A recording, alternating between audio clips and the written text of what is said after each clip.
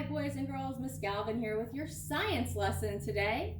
Today, our learning target is to know and understand what a geologist is.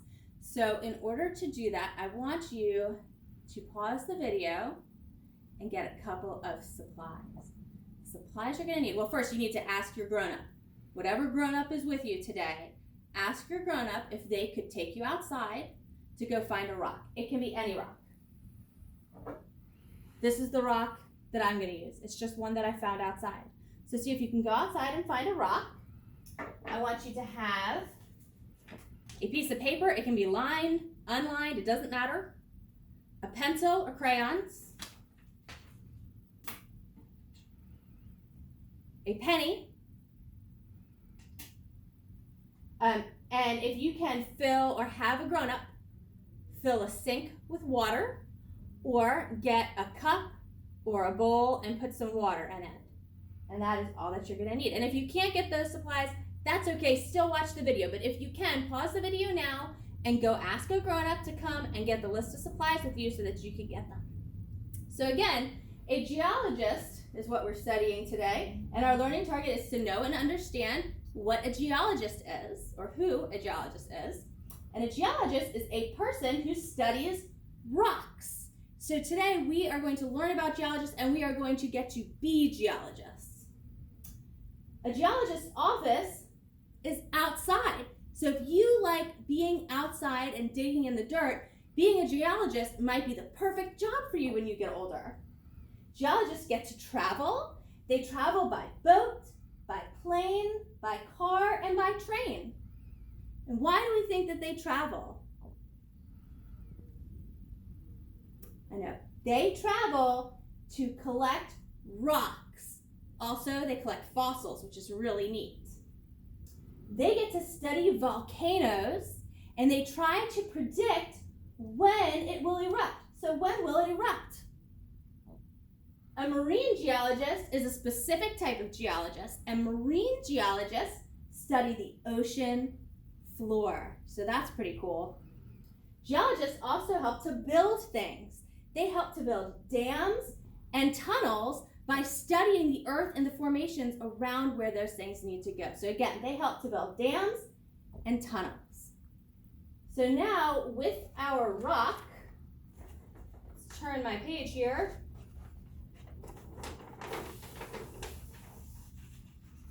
We are going to conduct our very own scientific research, and we are going to be geologists.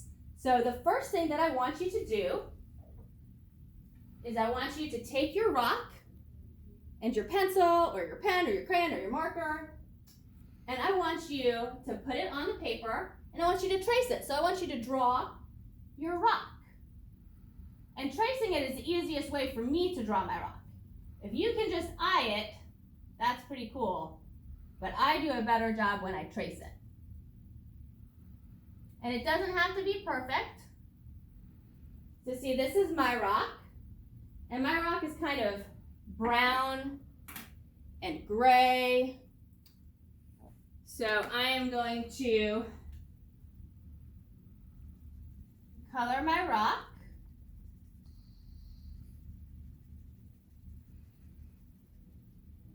And you know, your pencil is gray. So if you don't have a gray, and if your rock is gray, you can just use your pencil to shade in your rock. And then mine has some brown on it. I'm just going to put a little bits of brown there, like that. There we go. So my rock research. Draw your rock. Draw a picture of your rock. Now, we are going to conduct an experiment. I'm going to see if I can scratch my rock with my nail. You don't have to have really long nails to do this. So let's look at our rock close. I'm going to take my nail and I'm going to try to scratch it. Nope, I cannot scratch my rock with my fingernail. So I'm going to write the word no, because I cannot scratch my rock with my fingernail.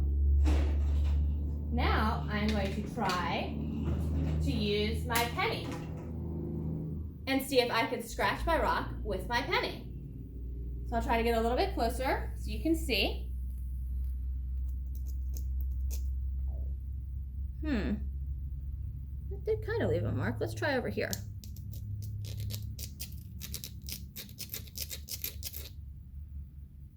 It's leaving little scratches.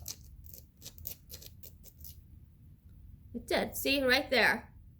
It left a mark. So I can scratch my rock with my penny. So I'm going to write the word yes.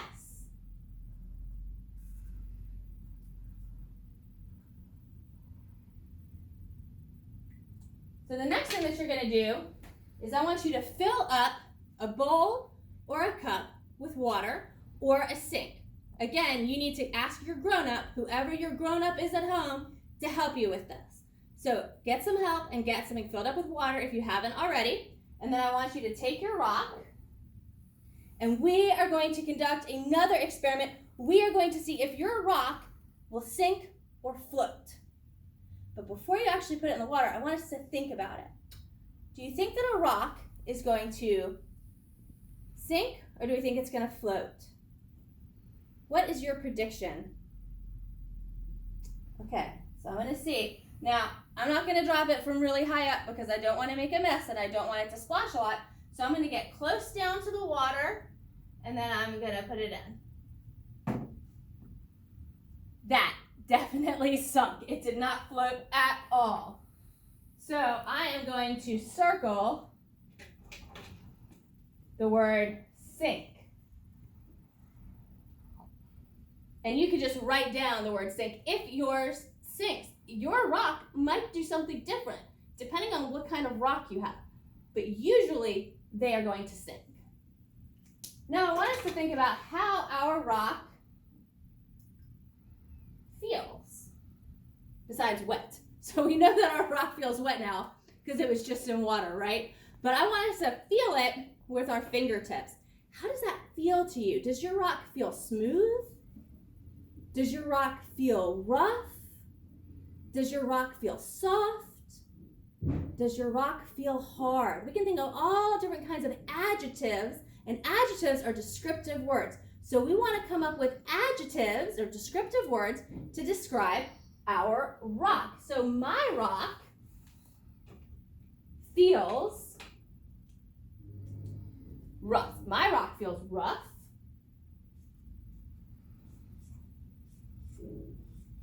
Rough. So now rough is an interesting word because that sound isn't an F. Isn't that crazy? It is a G-H. Makes that sound rough. R-O-U-G-H. That's rough. My rock feels rough. And my rock feels hard. Huh.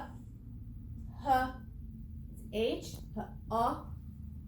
R. R. So when we get that R sound, we know it's never just an R. In hard, it's A-R. Hard. That's right, it's a D. Good job. My rock feels rough and hard. Now we are going to take our rock and we are going to walk outside.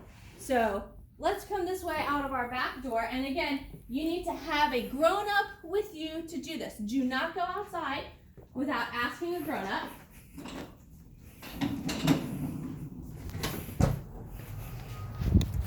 So we are going to take our rock and we are going to rub it on concrete, and we're going to see if it leaves a mark. And if it does leave a mark, what kind of mark does it leave? So right here,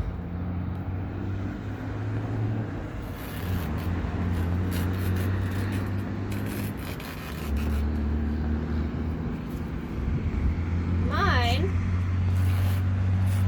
does leave a mark. I can even draw hearts with my rock on the concrete, and it leaves a white mark. So now we're going to go back to our research paper.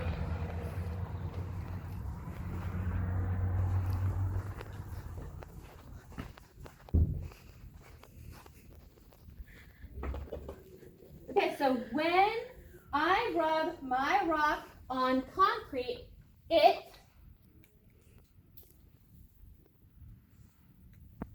leaves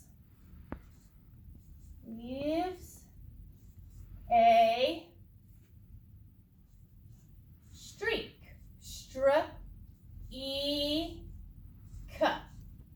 Period.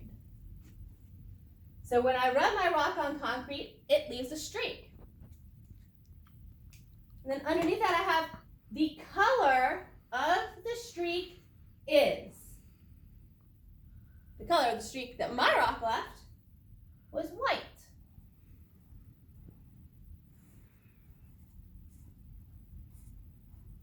White. So this is my rock research, because again, today we were learning all about what and who a geologist is. And a geologist is someone who gets to study rocks. So we got to be geologists today. I hope that you enjoyed learning about what a geologist does and getting to pretend like we are geologists and doing our very own rock research.